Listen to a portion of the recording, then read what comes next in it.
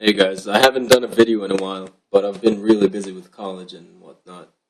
So, I just got a titanium sage yesterday, and I freaking love it. I'm gonna unbox some new knives I got in a trade off of Forums.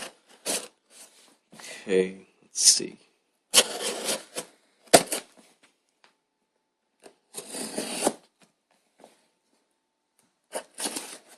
A lot of scotch tape on this thing.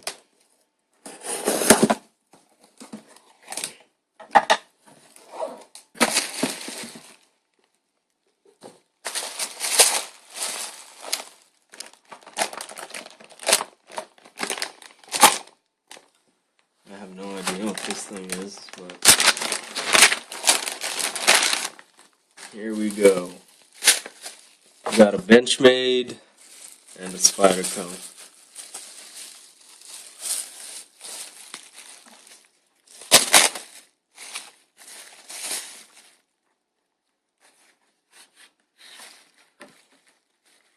This is the Tenacious. Nice, not too bad.